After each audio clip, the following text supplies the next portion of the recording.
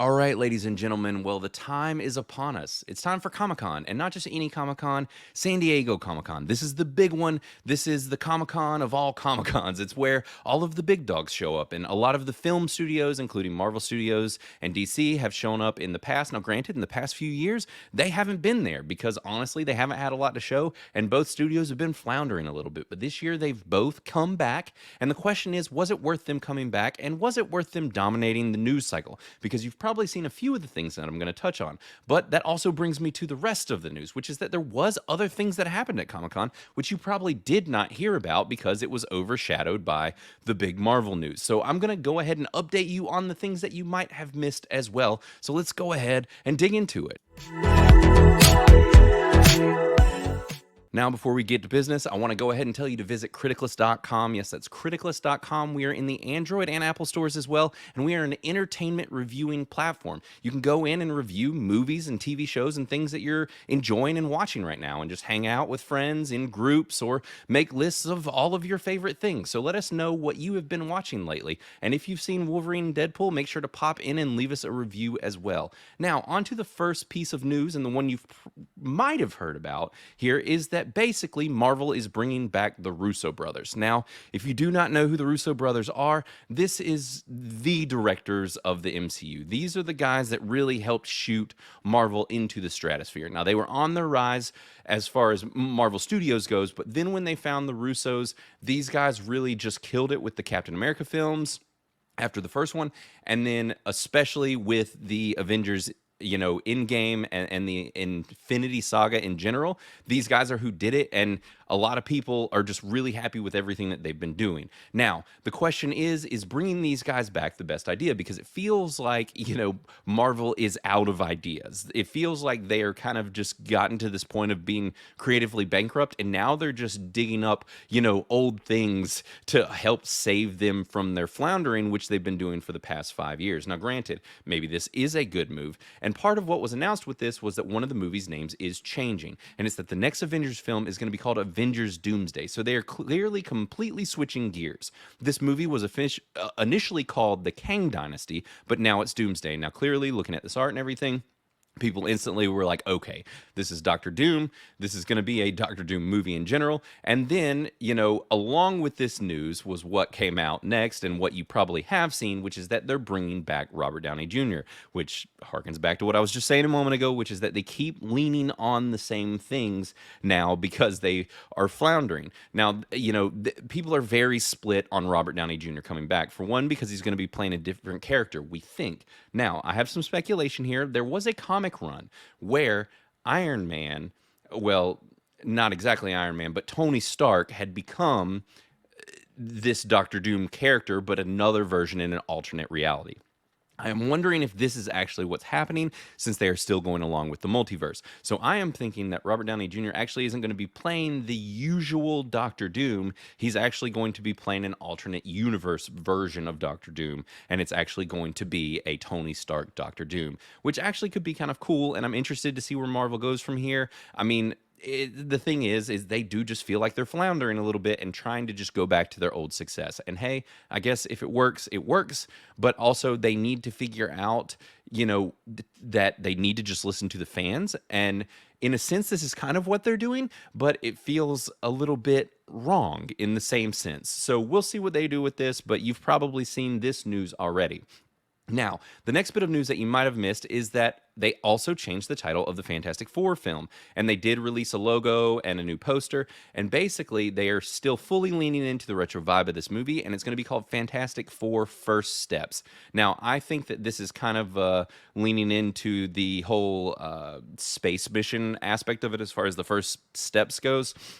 And this is a retro-futuristic, clearly alternate reality version of the Fantastic Four, and I'm guessing that they are going to pivot these guys into the mainline Marvel Universe, which is interesting because of, if you've seen the new Deadpool and Wolverine movie and what they're doing there, it just still seems like they quite don't know what they're doing, and they're hedging their bets in certain ways that seem odd. So I'm curious to see what happens with this movie.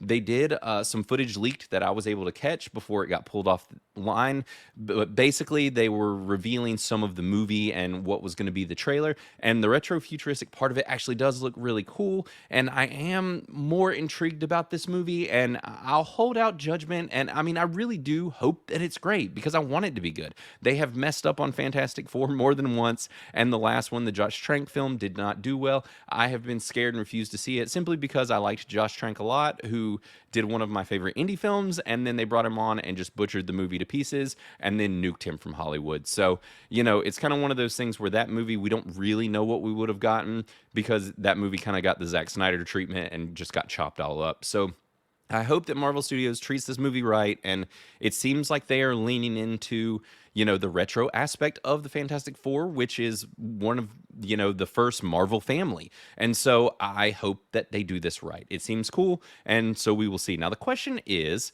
what did DC bring to the table? Because Marvel showed up and, like I said, completely captured the news cycle. So the question is, did DC do much? And I'm here to tell you, no, they didn't really do a whole lot because their first big piece of news was a logo. They released a logo, and I'm not really sure that was the big piece of news that they thought it would be. Now, granted, this is a cool logo for DC Studios, and this is kind of leaning back into the 80s and 90s version of DC as far as their logo went. And one thing that I kind of do like about this is that does feel more light. And so what we've been getting from DC for a long time is, the dark, gritty, which I kind of do like their aspect of that for superheroes, but there needs to be a balance where it's like that can't fully be Superman and some of these other characters. There needs to be a balance between your dark and light characters. And so I'm curious to see if this is going to reflect on the tone of the future of DC Studios going forward and what James Gunn is going to do with it. Now, another little piece of news that came out was about the Batman animated show, which is basically that they announced that they're giving us a female penguin. Now, I mean, why? I don't know. I guess maybe I'll hold out judgment until I see it. I mean, this is very 2020, 24, I guess, but it's kind of one of those things where we got this as far as the Spider-Verse went, where we got a female Doc Ock, and that was fine. And so, maybe this will be okay too. And I'm all for mixing things up here and there. We'll see how they do with it. And basically, they also announced that Minnie Driver is the actress that's going to be doing the voice of, Oswald Cobblepot, which I'm curious to see if they change the name of the character. Also, they announced that we're getting Harley Quinn, who's going to actually be played by an Asian actress. And so they're kind of mixing things up a little bit. I'll still hold out hope for this show. It looks more like the 90s Batman animated series from when I was a kid. So I'll hold out hope and hope that it is, good, because I want it to be. I don't want these things to fail, and I want them to make the right choices with these because I want them to succeed and for the superhero genre to keep doing well, because I am a big superhero fan at the end of the day. Now, the last little piece of news that DC announced was basically that Matt Reeves came out and said that Colin Farrell is going to be back as the Penguin, which kind of makes sense. I mean, it would be kind of stupid considering that they are giving him his own TV show at this point, which is actually coming out in September and looks pretty awesome. And I'm fairly excited about it. So I will be checking out this show. Make sure to let us know in the comments if you're going to be watching this. I'm pretty excited. I am one of the people that really, really liked the Batman. So I plan on watching this, and I'll probably rewatch the Batman as well just because I dig it. And it was our first detective, the world's greatest detective Batman movie, which is what I've been begging for ages, and we got that. So I'm excited to see that Colin Farrell is going to be back in the movie, and also that they're going to be starting filming fairly soon for the next the Batman movie. So, holding out hope. DC always seems to kind of be all over the place, so we will see where they go with it from here. Now, the next piece of news, we're getting away from the superhero comic book stuff. And it's basically that we're getting a Doctor Who spinoff. Now, who cares about this? I don't know. Because unfortunately, I think Doctor Who, like Star Wars, is dead. And so basically, the news about this, though, is that Unit is getting its own Doctor Who spinoff. Now, the thing is, and that kind of bums me out, is that this sounds kind of cool. It's basically a team from the Doctor Who universe, which is kind of like a United Nations-y kind of group that is aware of Doctor Who and the things going on in the world. And so this is going to be called The War Between the Land and the Sea, and it's going to be a kind of a mini-series split off, and it's going to be on Disney Plus and BBC, just like the series has recently been. But the thing is that there's also a lot of kind of negative things attached to this, which is that Russell T Davies is attached, and he is who used to do good Doctor Who, and now he does really bad Doctor Who. So, I mean, I'm not going to hold my breath and hope that this is good because everything coming out from Doctor Who of late has not been, and I bailed on Doctor Who quite some time ago and have not been there for the past couple Doctors because everything that I've seen coming out hasn't been looking good. But the thing is it kind of screams something that I would be into, which is that it's going to be a fearsome ancient species that emerges from the ocean, revealing themselves to humanity and causes an international crisis. And so this team kind of steps in to help stop them. And so I'm very curious to see, but unless my guess is this is just going to be more fuel for the YouTubers, I guess is the best way to put it. And because the newest series or season of Doctor Who has been that. And, if it turns out to be good, then I'll watch it because I'm all for ancient sea species emerging from the ocean. So who knows, but Unit is getting their Doctor Who spinoff.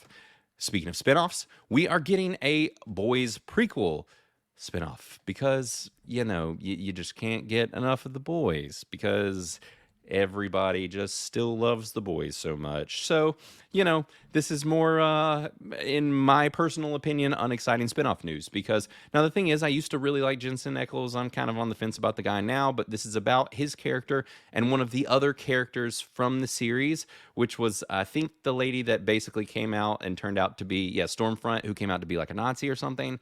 And so it's about them. They're the first superheroes. It's going to take place in the 50s. Honestly, the concept kind of sounds cool because it is very much a prequel and following the early superheroes in the boys universe.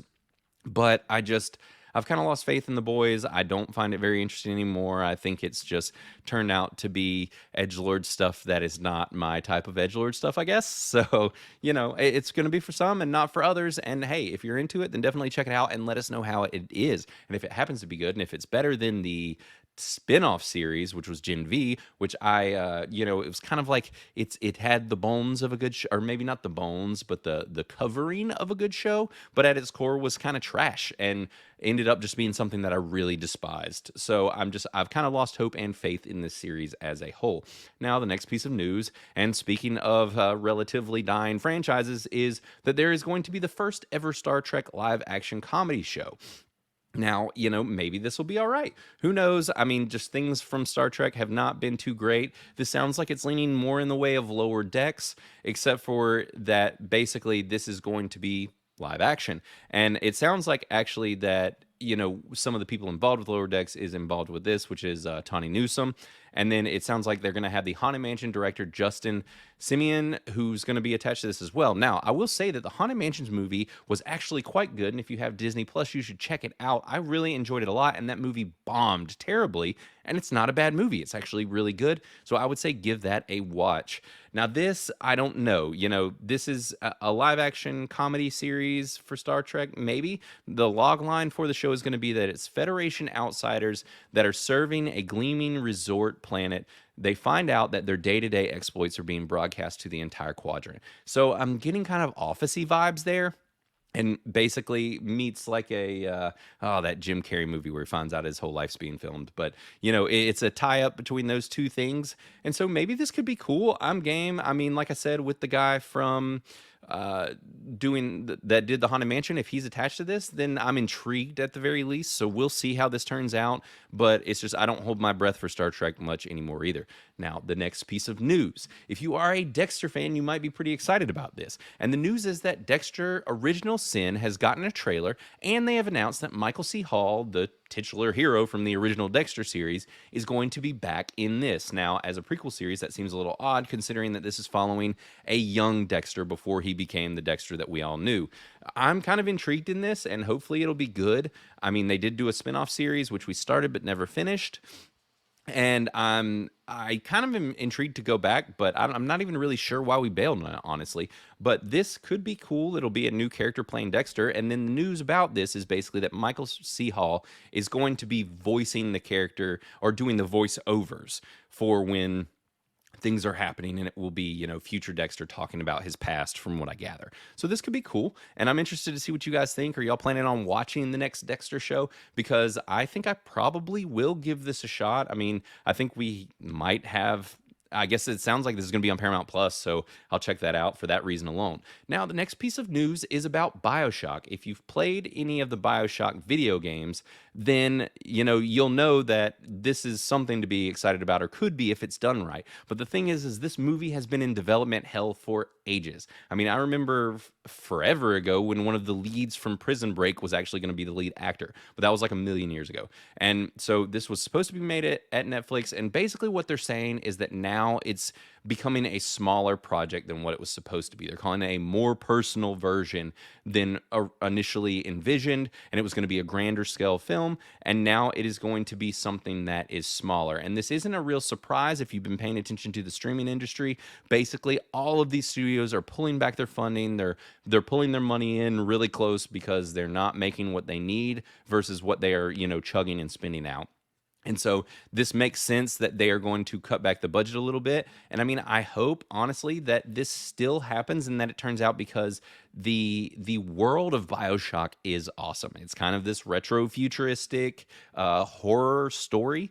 And I think doing this on a smaller scale could work. And if it does really well and people like it, then maybe they can turn around and give it a little bit of a bigger budget and turn it into more of a series. So I would definitely still plan to check this out, and I'll hold out for, what gets made. And, a bigger budget is not always the answer. So I don't necessarily think that this is a bad thing. It could possibly be good news, because it could cause them to pull back a little bit and really reassess what this story needs to be versus making it this bloated thing that just turns out to be a mess. So, hey, I'll watch a Bioshock movie. And the last piece of news that I wanted to mention, just because it's near and dear to me, is basically that they've announced that Silo Season 2 has a release date now, and it is coming out on Apple TV Plus. And if you have not watched Silo, I'd say definitely give it a go, because Silo is an excellent TV series. It is a little bit slow at parts or in the beginning, but hang in there. The show is so well done. The story is so good. And the fact that we are getting a season 2 makes me really happy. It's just such a good mystery, and it's so enthralling throughout that I just want more. I want to know where this goes next. And essentially, Silo, if you don't know, is about a silo underground and a group of people, possibly all of humanity, in this kind of fallout shelter of sorts underground, and they don't know why or how they got there. Everything's very mysterious. There's kind of this group that are controlling them and hiding information, and so it's solving this mystery. And basically, this is going to be a continuation of that story, and this was based on a book series. So it is sounding like it is going to be back in January. So January 17th of this upcoming year. And so I am all game. Now, the interesting thing here, maybe that was a lie. It says Silo Season 2 release date has been set for, Friday, November 15th, when the series will begin premiering, and it will run through January 7th. So actually, we will get this show this year. So this will be in November, not January. I am a liar. So yeah, I mean, they released some images from the show, and, not a whole lot, but there's a lot of really solid actors and people connected with this show, and I would say to check it out if you have Apple TV Plus, because it is phenomenal and a really good show. So I think that is it for the news today, guys. I'm just glad to be back and be here in the hot seat, letting you guys know what's going on. And this was a big news weekend, so I just wanted to make sure to be ready and back to go ahead and let you guys know what happened. So let me know in the comments down below. Make sure to like, subscribe, follow, all those fun things, and let us know what you think about all the news that came out from Comic-Con. And until then, we will be back tomorrow for the news once again. You guys have a great rest of the day, and we'll see you soon.